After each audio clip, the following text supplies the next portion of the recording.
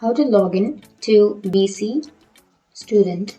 So if you want to log into BC Student account, then first open up a browser and go for the search bar and search for BC Student Login.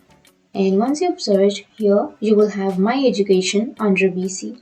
So you can simply click on that, or you can also scroll down and here you will have Boston College, and under that you will have login. So simply click on that login. BC simply means Boston College, and if you scroll down here you will have student login, or you can also have agency login. So you can simply choose any login that you would like. I'll be choosing the student one.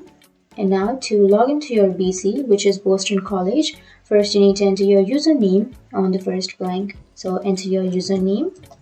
And once you enter your username, you need to enter your password on the next blank.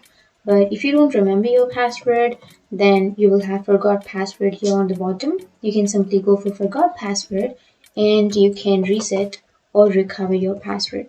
But if you remember, then enter your password and click on sign in. And once you click on sign in, you'll be signed into your account if your information is correct. So that's it. That's how you sign into your BC account. And if you have any questions, feel free to comment below. Thanks for watching.